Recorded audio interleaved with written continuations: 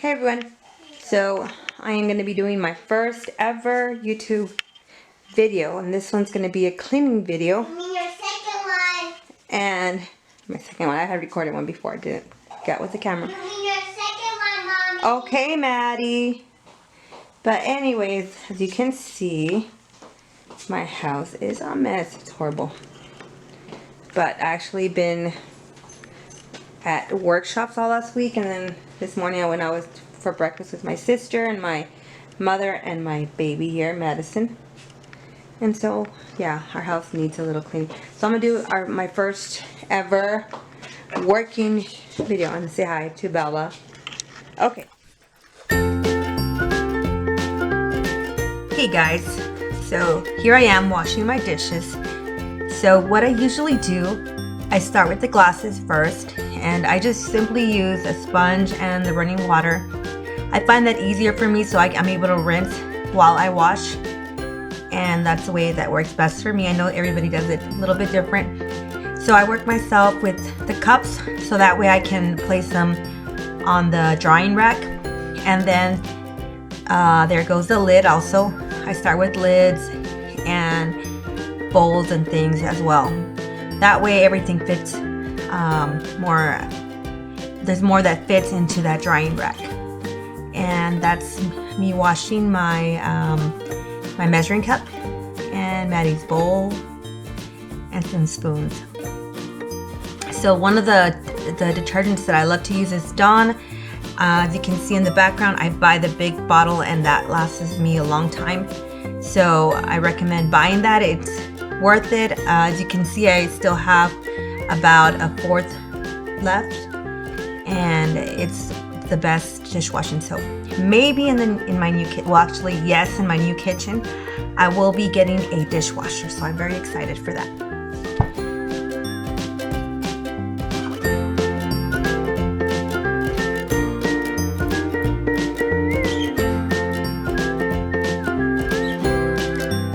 So here I'm just basically putting back all the things that need to be either placed in the sink to be washed, and just kind of wiping down the countertops and the stove as well.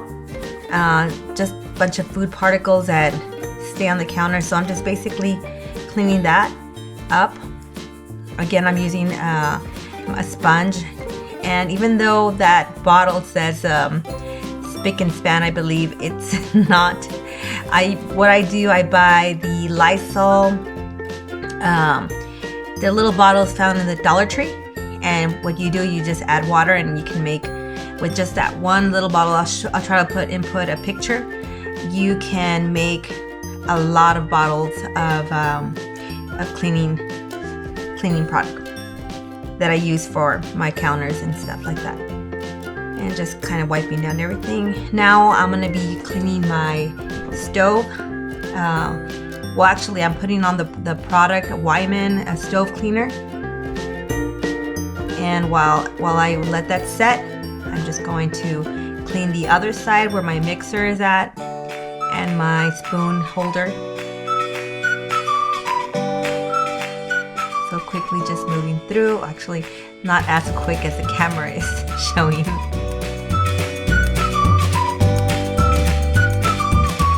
And there I am wiping the mixer, putting everything back together.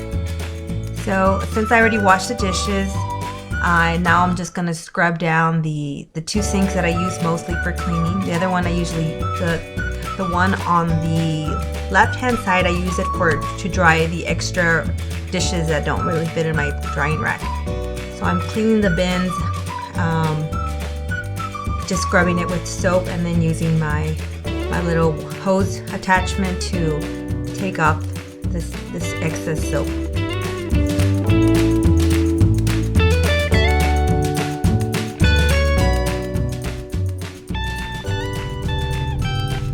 And finally, I'm drying off the excess soap as well, making sure it looks spotless. And now that the product has had time to set, I am going in with a magic eraser, and that I find that the magic eraser works best. with this product. Did buy the Wyman little red pads that came with the or that came that the company sells, but I didn't find that those work for my stove. At least I know some people do like them very much, but I feel that the Magic Eraser works best for my stove. Although I never can get it completely clean up for some reason. There's always really dry stuff that stays on some of the part of the stove.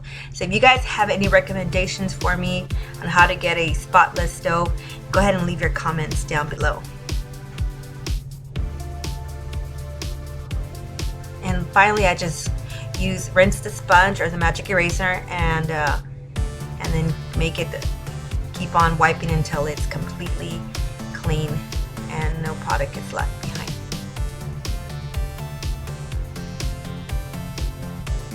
So this is my little coffee area where I keep my coffee, our Keurig coffee maker. And guys, I do need to organize my pantry. It is chaotic right now, but that's another video. But I'm basically putting in some chips and candy and things that were left behind on the counter, and I'm putting them away in the pantry.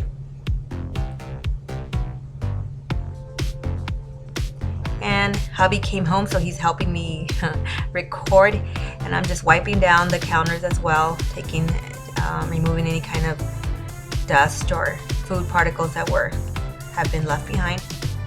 And there was not much to clean on that counter. Pretty good. Here I am sweeping my floor. We actually have tile that looks like hardwood, so it's easy to clean. And right now I'm just prepping it for the mopping. And I love my dustpan over there. Easy pickup.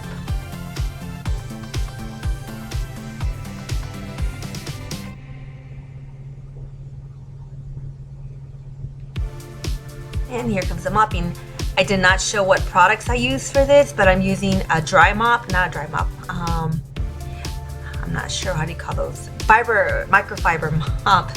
And I'm using Fabuloso in the scent of Mountain Breeze or something like that. I'll try to see if I can input a photo of and Fabuloso is my favorite for mopping. I believe they have really good scents that make your house smell awesome.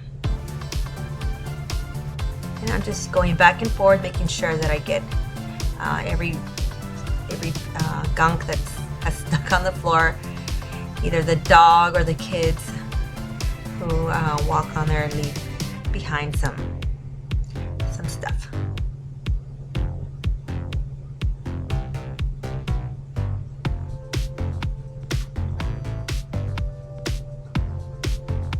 Beautiful, nice and clean.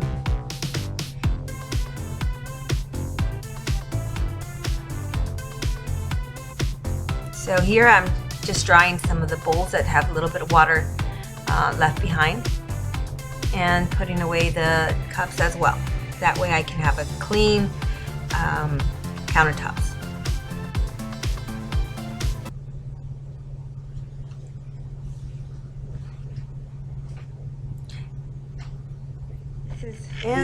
This is my outcome of me cleaning the dining and kitchen area. I'm not sure if I showed you the before of the dining, but it was crazy.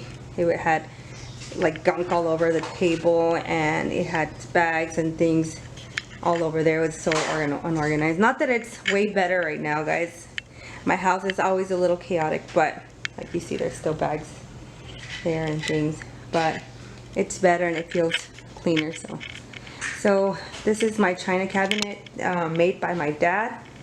It actually was made for his cousin, and my dad passed away in 2003, and last year she told me she was gonna get rid of it, and so I took it and I painted it, put the chicken wire on the doors, and I think it looks pretty neat.